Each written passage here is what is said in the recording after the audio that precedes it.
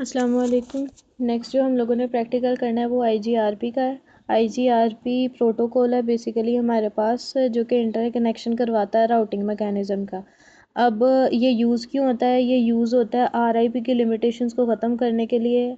RIP हमारे पास क्या काम करता था, वो राउटिंग टेबल्स के अंदर ना, यानी डायनामिकली राउटिंग हमें प्रोवाइड करता था। हमें खुद से टेबल्स जो होते थे या पाथ होते थे उसे सेट नहीं था करना पड़ता। लेकिन ये था कि क्योंकि वो खुद अपनी मर्ज़ी से पाथ सेलेक्ट करता था, इसलिए हमें ये नहीं था पता कि बेस्ट पाथ कौन सा है कौन सा नहीं है। अब EIRGP क्या करता है, ये बेस्ट पाथ हमेशा सेलेक्ट करता है डाटा के ट्रांसफ़र के लिए, ठीक है।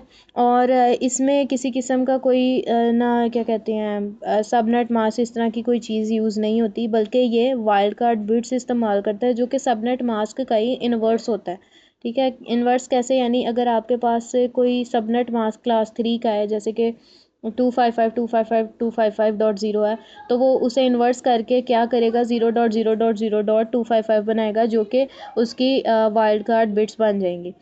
अब इसका फ़ायदा ये है, एक तो आपको सबनेट मास्क जो उनसे होते हैं उनकी इजाफी इंफॉर्मेशन की कोई ज़रूरत नहीं होती, और फिर हमारे पास हम लोग बेस्ट पाथ भी चूज़ करते हैं। और थर्ड ये कि इसे हम लोग क्लासफुल राउटिंग भी कहते हैं फिर, ठीक है। इसी वजह से, क्योंकि ये सबनेट मास्क को यूज़ नहीं करता, इसे क्लासफुल राउटिंग हम लोग कहते हैं। अब यहाँ पर क्या है कि हमारे पास दो राउटर्स हैं, बिल्कुल वैसे ही जैसे हम लोगों ने पहले किया था। स्विचेस लिए और उनके साथ अपने पीसीज असाइन किए हुए हैं, ठीक है। पीसीज के अंदर क्या है, हम लोगों ने आईपी लिखा है 192.168.1.2 और उसको सबनेट मास्क दिया है और डिफ़ॉल्ट गेटवे दिया है, जो कि यहाँ F00 पोर्ट के साथ राउटर के अंदर अटैच है ऑलरेडी, ठीक है। इसी तरह जो सेकंड वाला नेटवर्क है उसे 2.2 का दिया हुआ है आईपी, और उसके साथ राउटर का जो गेटवे है वो अटैच किया है 2.1 का, जो कि यहाँ पर अटैच है। अब ये जो दोनों राउटर हैं, इन दोनों राउटर के दरमियान एक केबल हम लोगों ने यूज़ किया है सीरियल DTE, और ये सीरियल पोर्ट के ज़रिए अटैच है, ठीक है। आपने ये चीज़ याद रखनी कि जो केबल है सीरियल पोर्ट के ज़रिए अटैच होती है, और सीरियल पोर्ट देखने में कैसी होती है आपको नज़र आएगी, तो ये इस तरह से कुछ इस फॉर्म में होती है। हम लोगों ने क्योंकि PT राउटर यूज़ किया था, ये पोर्ट ऑलरेडी अंदर थी। अगर ना भी हो किसी राउटर के अंदर ये पोर्ट, तो आपने क्या करना है कि राउटर को ऑफ़ करना है। ऑफ़ करने के बाद यहाँ से ऐसा मॉड्यूल देखना है जिसके अंदर सीरियल पोर्ट मौजूद हो, और वो मॉड्यूल ऐड करके दोबारा से राउटर को क्या करना है, ऑन कर लेना है। तो ये सीरियल पोर्ट वाले राउटर्स को हम लोगों ने सीरियल DTE जो कि केबल है उसके ज़रिए अटैच किया हुआ है।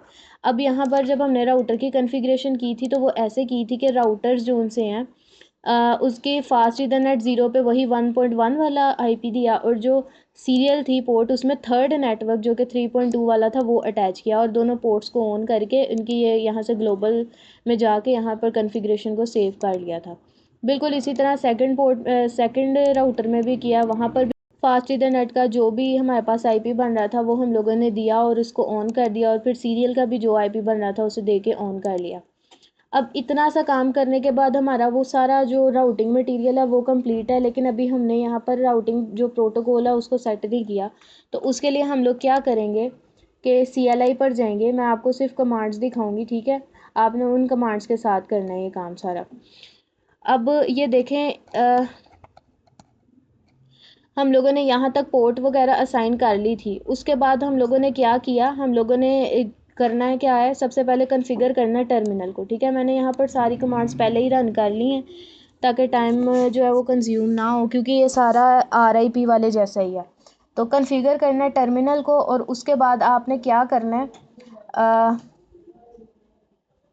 ये है कॉन्फ़िगर करना टर्मिनल को। उसके बाद आपने ना कमांड लिखनी है राउटर EIGRP, और उसको एक नंबर देना है 1 का, ठीक है। आप लोग 1 से लेके 65,300 इस तरह कुछ रेंज है, उसके अंदर अपना ना IP वगैरह जो है असाइन कर सकते हैं। अगर ना भी पता चले कि रेंज क्या है, तो आप खाली EIGRP के आगे क्वेश्चन मार्क लगाएंगे तो आपको पता चल जाएगी कि किस रेंज में हम लोग IP जो इस इधर नंबर है ना वो असाइन कर सकते हैं। तो यहाँ पर आपने राउटर EIGRP1 लिखा, और उसके अंदर हमने क्या किया, अब ये हमारा राउटर है ना, इसके साथ दो नेटवर्क से अटैच हैं, एक नेटवर्क 3 और एक नेटवर्क 1। तो हमने दोनों के यहाँ पर क्या करने हैं, IPs जो है ना वो असाइन करने हैं। और आईपी नहीं सॉरी नेटवर्क आईडी असाइन करनी है। नेटवर्क आईडी असाइन की और साथ हमने वाइल्ड कार्ड बिट्स लिखी हुई हैं, ठीक है। इसका जो सबनेट बन रहा था वो क्या था 255.255.255.0, लेकिन अब यहाँ पर हमने वाइल्ड कार्ड बिट्स उसकी लिखी हैं, यानी कि उसका टोटली इन्वर्स। इसी तरह जो नेटवर्क 1 है उसकी भी वाइल्ड कार्ड बिट्स जो है इसके इन्वर्स बनती थी। ऐड करने के बाद हमने एंड लिखा और उसके बाद अपनी कॉन्फ़िगरेशन जो थी उसको राइट कर लिया। इसी तरह हम लोग सेकंड राउटर के CLI पर गए थे और वहाँ पर भी जाकर हम लोगों ने इसी तरह की वर्किंग परफॉर्म की थी।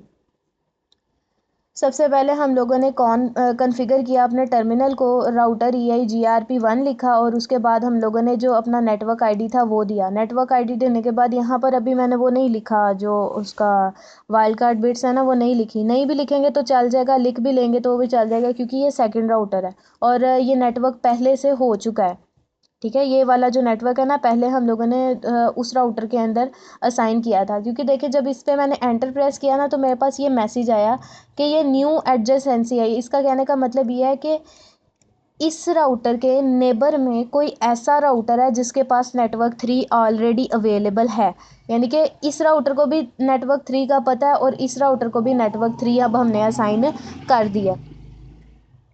तो अब होगा क्या कि इतना करने के बाद आपने ना जो दूसरा नेटवर्क है नेटवर्क 2 जो कि ये वाला है ये भी असाइन कर देना है अपने राउटर को असाइन करने के बाद एंड करना है और अपनी कॉन्फ़िगरेशन जो है राइट कर लेनी है, ठीक है। अब यहाँ तक हम लोगों ने क्या किया है, बेसिकली नेटवर्क्स ऐड किए हैं। इस वाले राउटर को ये नेटवर्क 1 और नेटवर्क 3 असाइन किया है और ये जो सेकंड राउटर है इसे हम लोगों ने नेटवर्क 2 और नेटवर्क 3 असाइन किया है। अब हम लोगों ने क्या करना है, फर्दर इसमें जाना है, राउटर 1 में अगेन से जाना है और जाने के बाद हम लोगों ने ये कमांड लिखनी है शो IP राउट। शो IP राउट जब लिखेंगे तो हमारे पास कुछ इस तरह की इन्फॉर्मेशन आएगी और ये इन्फॉर्मेशन हमें क्या बता रही है कि आपके पास नेटवर्क 1 इस राउटर के साथ डायरेक्टली कनेक्टेड है। तो देखिए वाकई ये वाला तो आपके पास डायरेक्टली कनेक्शन है ना इस क्या कहते हैं नेटवर्क का, और एक नेटवर्क 3 है वो भी डायरेक्टली कनेक्टेड है आपके इस राउटर के साथ, लेकिन इनके दरमियान एक ऐसा कनेक्शन भी है जो कि डायरेक्टली नहीं बल्कि जो हमारे पास नेटवर्क 3 था ना उसके ज़रिए अटैच है। तो वो कौन सा नेटवर्क है, नेटवर्क 2 नेटवर्क 3 के ज़रिए इस राउटर के साथ अटैच है, ठीक है। ये काम करती है EIRGP।